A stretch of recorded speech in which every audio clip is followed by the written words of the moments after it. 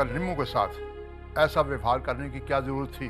जो कुछ किया निम्मो नहीं किया, मैंने कुछ नहीं। चुप रहो परमिंदर। तुम भी जानती हो कि निम्मो को अपने ही घर में चोरी करने की कोई जरूरत नहीं। ये तो किसी की साजिश है उसके खिलाफ। पर डैडी जी। नहीं, मैं तुमसे बहस करने नहीं आया। मैं तो ये कहने आया हूं, आज के बाद इस घर में अपने खर्च के अलावा किसी को भी ज्यादा पैसे की जरूरत पड़े, उन्हें निम्मो और कुणाल से पूछना पड़ेगा। हाँ, बैंक में से भी निम्मो और कुणाल की इजाजत के बगैर कोई पैसा नहीं ले सकता। और ये नियम तुम पर भी लागू होता है।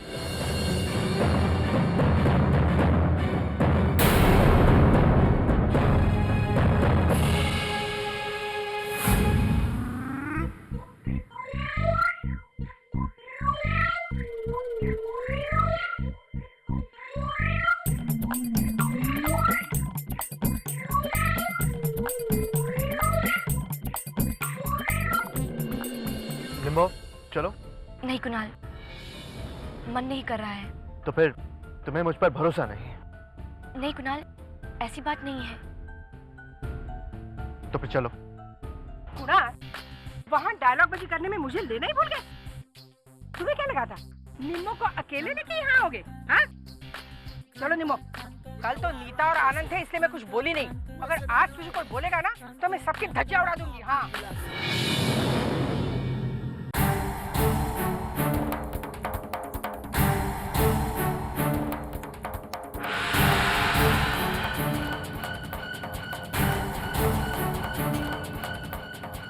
कुणाल पुत्र। नहीं दादाजी, नहीं, मुझे किसी की कोई बात नहीं सुननी। आप लोगों को जो कहना था आपने कह दिया। अब सिर्फ मैं बोलूंगा। हाँ चाची, चाचा जी, किसको लगता है कि निम्मो ने चोरी की? चाची आपको?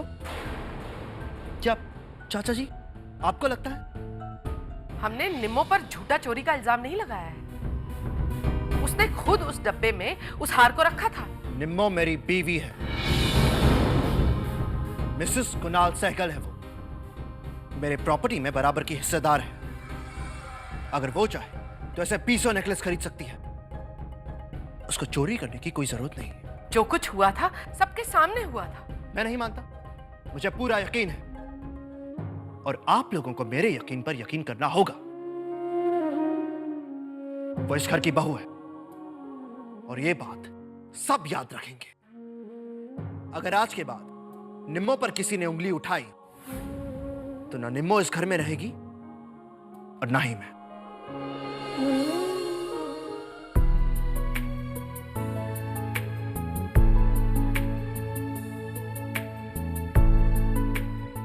शाबाश पुत्र, आज तूने अपने बूढ़े दादा को खुश कर दिया।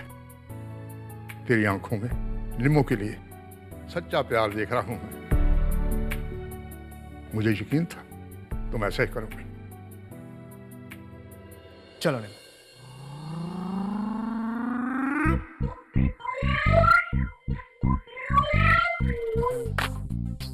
क्या है? हाँ चलो, सब हो गया। हाँ वो दोनों अपने कमरे में चले गए।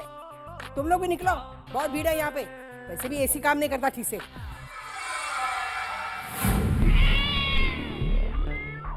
जब पहली बार मेरा प्लान कामयाब हुआ था, कुणाल ने निम्मो को इस घर में वापस लाकर मेरी बाजी चौपट कर दी थी। निम्मो, अब मैं तेरा जीना हराम कर दूंगी।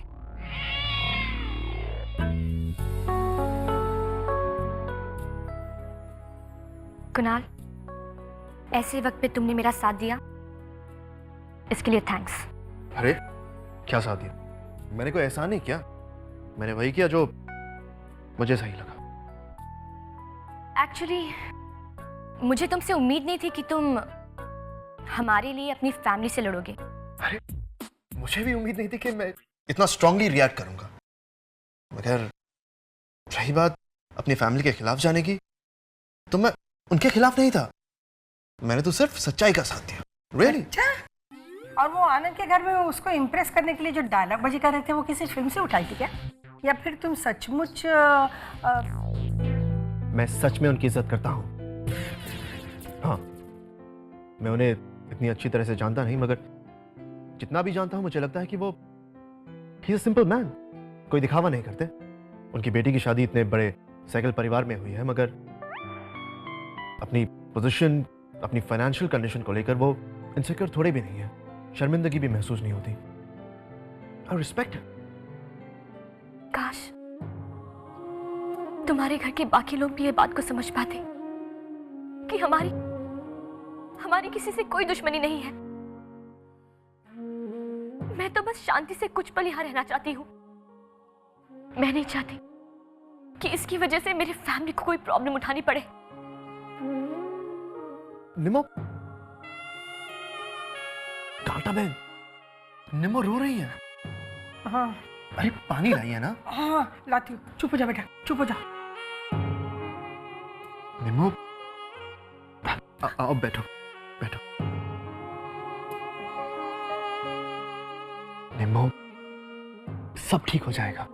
देखो, हमने उस दिन डिसाइड किया था ना, समझौता कर लेंगे, सब ठीक हो जाएगा। हाँ, रोना बंद करो प्लीज।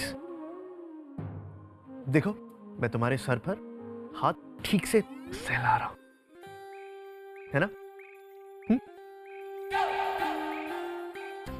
तुम भी ना गुनाह।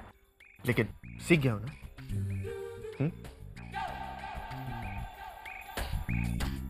अब तुम ठीक हो गए हो तो मैं तुमसे एक बहुत जरूरी बात करना चाहता हूं निमो। कहो। वो ये देखो, ये मैं तुम्हारे लिए ले आया। तुम इसे उठ के सो जाना प्लीज। हम एसी ऑन कर देंगे। वो क्या है, मुझे सिर्फ पंखे में सोने की आदत नहीं है ना, नींद मिल जाएगी प्लीज। हाँ, सोचूंगी। सोचोगी? एटीट्यूड। बिल्कुल बंदर जैसे लग रहे हो। बंदर? मैंने आपको देखा है? यू बंदर। हाँ हाँ, ये क्या? मैं पानी लेने अंदर गई, पूरा सीन ही चेंज हो गया। हाँ, लगता है किसी को पानी नहीं चाहिए। चलो अरे? मैं पी लेती हूँ।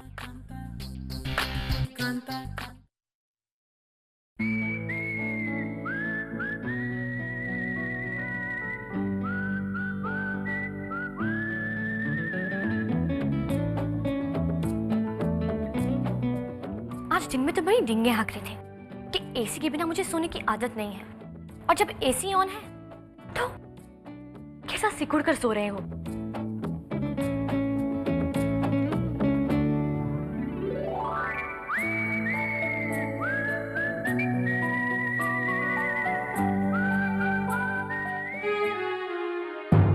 तुमने मेरी बहुत हेल्प की कुणाल, मुझे रिस्पेक्ट भी दी। अब मेरी बारी है। हमारी शादी जरूर टिकेगी 1 साल तक। हमारी दोस्ती, आपस की समझदारी और एक दूसरे के लिए रिस्पेक्ट की वजह से जब तुम्हें अपने पैसे वापस मिल जाएंगे तो मैं घर छोड़कर चली जाऊंगी।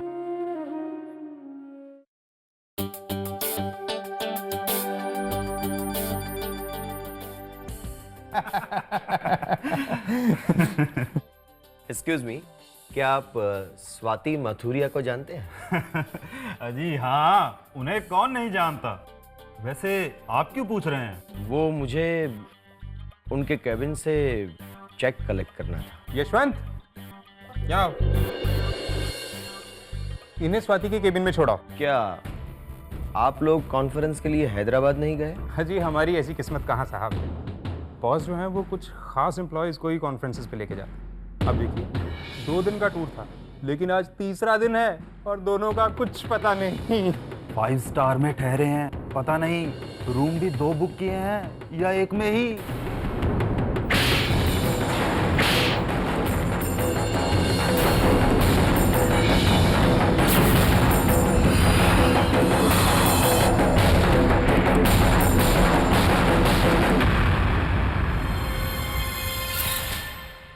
निम्मो फिर इस घर में आ गई।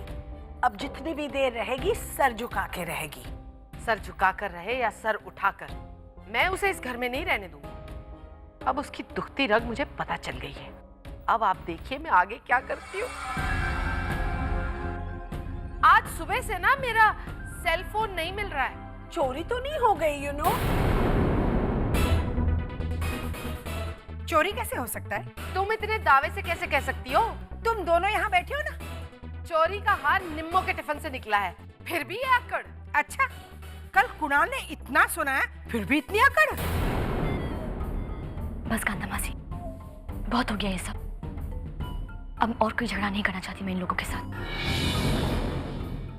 चाची, आपको जो भी समझना है आप समझ सकती हैं। निम्मो, तुम कितनी भी अच्छी बन लो, अब मैं तुम्हें इस घर में नहीं रहने दूंगी। कुछ ही दिनों की बात है, रित्ती की विदाई के साथ साथ इसकी भी विदाई हो जाएगी इस घर से। लेकिन कैसे? पत्थर कितना भी मजबूत हो, बार बार वार करने से तो टूट ही जाता है ना।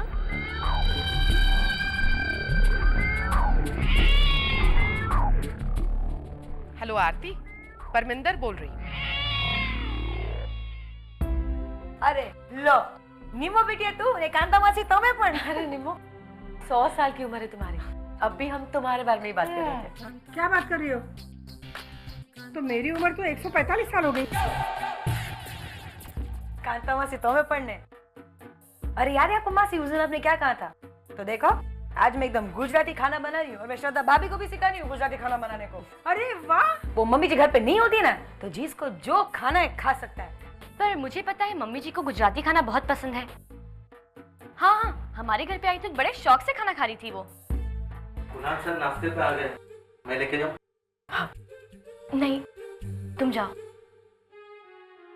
मम्मी जी, आप खुद जाके उन्हें परोसिए। मुझे पता है वो कुछ नहीं कहेंगे, पर उन्हें बहुत अच्छा लगेगा। नहीं निम्मो, मैं परोसने जाऊंगी तो वो भूखा पेट उठकर चला जाएगा। मम्मी जी, आखिर आप दोनों के बीच ये कैसी दूरी है? आप उनकी माँ होकर भी उनसे बात नहीं करती, और वो आपका बेटा, वो भी आपसे बात नहीं करता। तुम्हें क्या लगता है मैंने कोशिश नहीं की है? मैंने कोशिश की है। दोनों के बीच की दूरी को कम करने के लिए किसी एक को तो पहला कदम लेना पड़ेगा ना मम्मी जी। मम्मी जी, मेरी बात तो समझिए। क्या आपको कभी उनसे बात करने का मन नहीं करता? या कभी अपने हाथों से खाना खिलाने का मन नहीं करता? ठीक है, तो फिर आज आप अपने लिए नहीं, कुणाल के लिए नहीं, मेरे लिए जाओगी मम्मी जी। आप जाइए मम्मी जी, जाइए।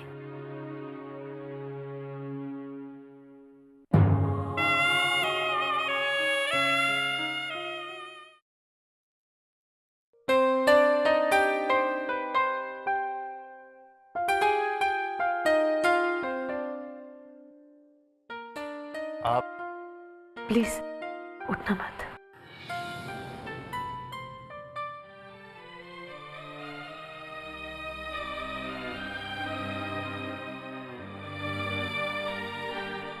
नहीं, ठीक है, मैं ले लूँ। आज जिस तरह निम्मो का साथ देकर तुम जो उसे घर वापस ले आए, वो देखकर बहुत अच्छा लगा। तुम कभी अपने पापा से नहीं मिले, लेकिन वो भी तुम्हारी तरह सच्चाई के लिए किसी से भी लड़ लेते थे। आज बहुत खुश हूँ मैं बेटा। तूने आज मेरे दिल को खुश कर दिया। पता है, आज बेटा तुम्हारी वजह से कुणाल ने श्रद्धा भाभी के हाथ से खाना खाया और उससे बात भी की। सब तुम्हारी वजह से बेटा। अभी तो सिर्फ शुरुआत है चाची, आगे आगे देखो मैं क्या क्या करती हूँ। तो कैसी चल रही है शादी की तैयारियां? बहुत अच्छी। कल मम्मी जी का फोन आया था, वो तो दंग ही रह गई जब मैंने उन्हें बताया कि तुमने कॉन्ट्रैक्ट नीता को दिया है। कहने लगी तुम्हें एक बार आशुतोष जी से भी बात कर लेनी चाहिए। क्या हुआ? नहीं नहीं, कुछ नहीं। मम्मी जी इतनी सी बात को लेकर। कम ऑन हनी बंस, तुम तो जानती हो एक बार मम्मी जी को गुस्सा आ जाए तो वो किसी की नहीं सुनती। मुझे तो लगता है तुम्हें निम्मो की मम्मी से ये कॉन्ट्रैक्ट वापस ले लेना चाहिए। कहीं ऐसा ना हो कि इस छोटी सी बात के कारण तुम्हारे हस्बैंड के बिजनेस में प्रॉब्लम आ जाए। आफ्टर ऑल के न्यूज चैनल मम्मी जी ने ही तो दिया है आशुतोष जी को संभालने के लिए। तुम तो जानती ही हो मार्केट में कितने बिजनेसमैन इस न्यूज चैनल को हथियाना चाहते हैं। कहीं ऐसा ना हो कि मम्मी जी।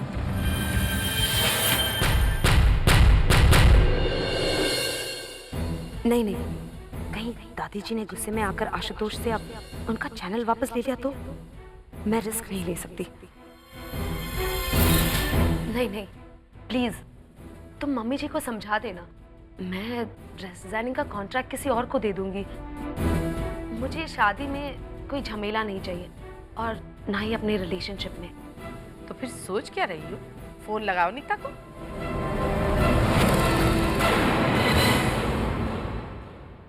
आइए भाई साहब, जरा उनको गाइड करो। हाँ आया उस तरह मुझे दो। हाँ हाँ, उस कोने में। या थैंक यू। हे भगवान, क्या बात है केत की, अभी से पसीना छूट रहा है। और नहीं तो क्या नीता भाभी, मुझे तो टेंशन आ गया है। इतने सारे ड्रेसेस हम कैसे बना पाएंगे? बस इतना सोचकर ही पसीना आने लगा। मुझे टेंशन आ गया है भाभी, कांता मासी नहीं है, घर का सारा काम, खाना बनाना, साफ सफाई, ऊपर से ये ड्रेसेस बनाए, कैसे करेंगे? हमारे हस्बैंड किस काम के हैं?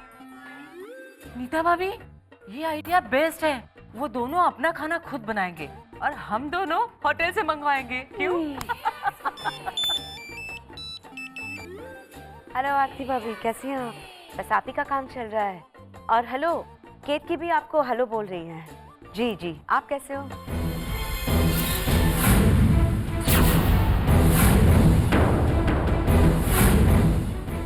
क्या हुआ नीता भाभी? वो आरती ने जो कपड़ों का ऑर्डर दिया था ना, वो उसने कैंसिल कर दिया।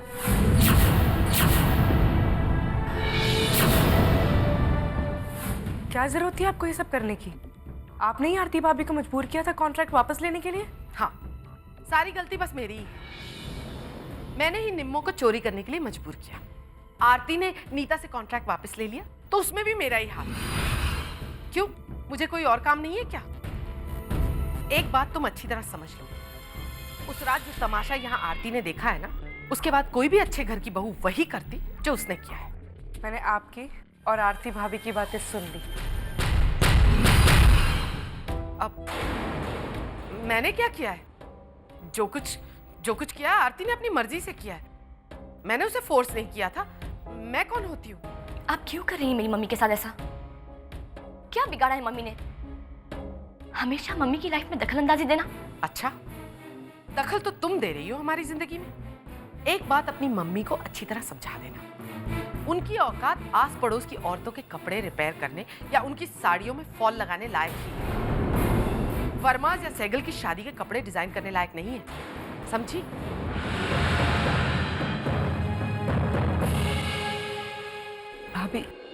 भाभी आपने क्यों सुन लिया? मैं अभी जाकर।